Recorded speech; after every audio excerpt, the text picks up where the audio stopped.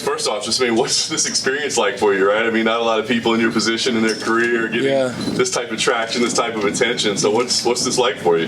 Man, it's I'm just super blessed. I'm super grateful. It's almost an out-of-body experience, just to be able to get this opportunity from the PFL it's a blessing, and it's hard to find words to tell how grateful I am. Yeah, the decision to get into MMA, right? I mean, obviously you were an athlete growing up, but as soon as I get in the fight sport, that comes with a whole set of expectations. 100%. I mean, did you have to weigh that in your head before you decided yes, let's make this journey? Yes, I did actually.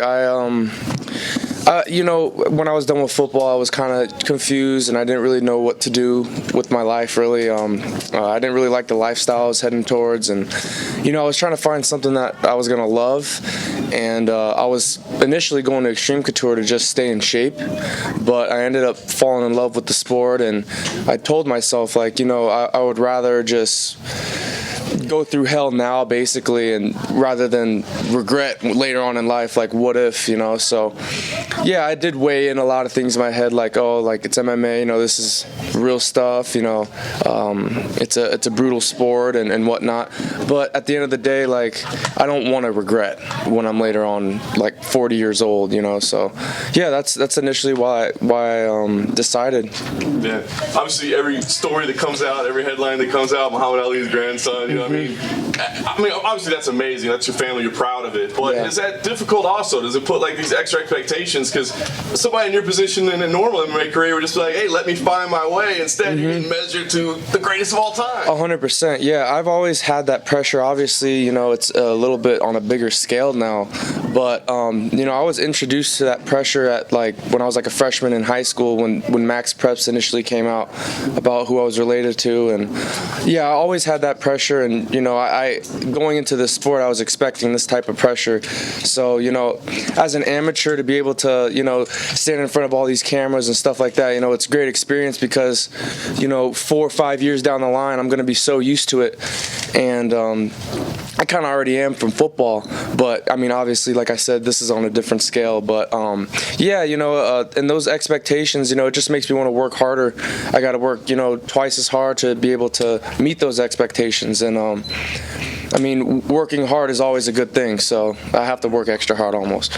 I like that. So I saw the clips of you walking around Madison Square Garden. I guess, what was that experience like? I mean, that's pretty hallowed grounds, and you've got some real ties to it. Yeah, for sure. It's a historical place, so, and I never got to get a tour of Madison Square Garden, so when I was able to get a tour, it was awesome.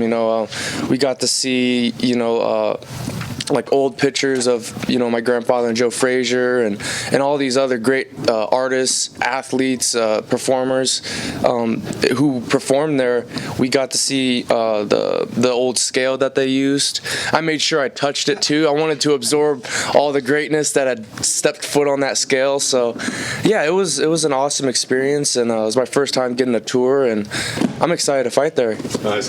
So all the outside stuff, let's put that aside for a second. The third fight of the year, right? Staying busy. I mean, how do you feel like you're progressing as a fighter right now? I think I'm progressing relatively fast. I'm always drilling. I'm in this gym, twice a day, every day. Even when I'm not in camp, I'm usually in the gym twice a day. And I feel like I'm getting better and better each and every day. I got great coaches that are helping guide me. I'm surrounded by a lot of great fighters that train here, and I just like to surround myself with people who will help me in greatness, basically, because you can't soar with the eagles if you're hanging out with the pigeons. So I like to hang around with guys that I want to get to that level. I love it. The matchup that you have here, have you scouted the opponent much? I mean, what are your thoughts? Yeah, I looked up some of his old fights. He's got a couple on YouTube, but those were 4-6 years ago. But his last fight, I have a clip of his last fight when he fought one of my teammates, and he lost. But I saw what kind of habits he has, and I studied him for sure. Yeah, I guess last thing for me, I mean, a lot of expectations on you, right? I guess what's your expectation for yourself? Like, what's the goal here? Is it just go get a win, or do you feel like you gotta live up to something or do something amazing? In like the grand scheme of things, just this fight. I'm trying to prove myself. PFL's giving me an opportunity they're giving me a platform to be able to showcase my skill and athleticism. So I'm gonna take advantage of that. I'm working my butt off right now, and I'm expecting to go into this fight and win in spectacular fashion. Can you talk to me a little bit about why you chose PFL? I mean, there's so many organizations, so many different routes.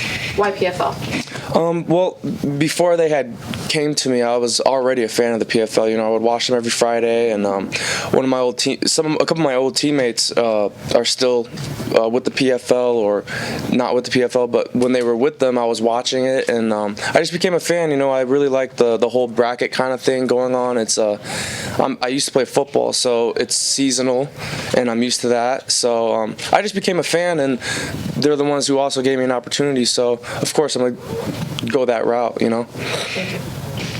Hey, Biagio. Now, of course, you're used to these big stages, 2 seasons at Berkeley, finishing up at UNLV. What are the nerves looking like being on such a large platform like the PFL Championship so early in your MMA career?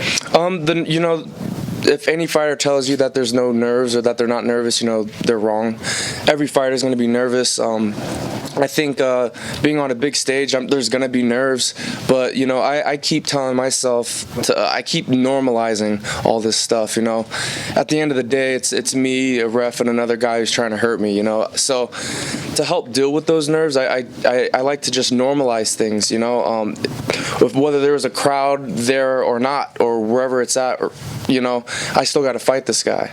So saying things like that to myself, and even speaking it to you, and telling myself, I'm calming myself with those nerves. So, and that's the reality of the situation as well. Now, your evolution has led to a Naga competition, which you were DQ'd in the first match for an illegal slam, which I thought was really Oh, the Naga? Yeah.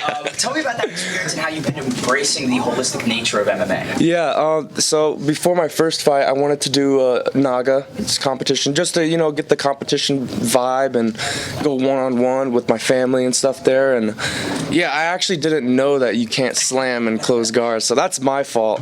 But it was a great experience. We got to I got to grapple, and there was a crowd there, and I got a submission during the tournament, so it was awesome. Now, Marshawn Lynch was the first person who reached out to you after your grandfather passed away. I was curious, what advice has he communicated to you ahead of this PFL fight? Actually, he hasn't given me that much advice going into this PFL fight. I don't even know if he knows that I'm in the PFL, but I saw him not too long ago at Resorts World, and when I saw him, I was like, "Hey, remember me?" And he was like, "No." and I was like, "Biagio, I played at Cal. Like, we used to FaceTime all the time." And he stopped, and he was like, "Oh, no way!" And he gave me a hug and everything. And yeah, I'm gonna probably reach out to him because I know he's associated with the PFL, and he's helped me out a lot with my football career. So yeah, I might reach out to him. Best luck, Biagio. Yeah, thank you. When you train here at Extreme to stay in shape, which one of the other martial arts aside from boxing did you fall in love with first? Gi, jiu-jitsu. Yeah, I liked wearing the gi, and I actually kind of was a little on and off with it, but I started to really fall in love with the gi just because of it forces you to be technical when you're grappling. You can't really, it's not as easy to scramble in a gi as no gi. So yeah, gi jiu-jitsu. What about when you're boxing? What have your coaches told you? Do you sting like a bee more like a butterfly, or a little bit of both? I try to mix in both. I work with Gifford, James Gifford, with my striking, and he says always to change your look. So sometimes I'm stinging, sometimes I'm floating. Aside from your grandfather, and the influence he had, and obviously different sport, but in this sport, is there someone where you say, "Hey, my style's similar to that guy or gal in this sport"? In terms of like in MMA fighting? Yeah.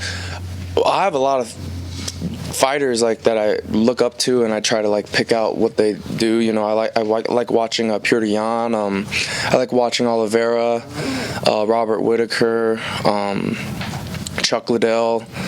These are all fighters that I'll watch, and I try to pick habits that they do and modify it to myself, because obviously I can't replicate fully what they can do, but you can take bits and pieces and tactics that they have and modify it towards yourself. So that's what I like to do. Thanks. Thank you.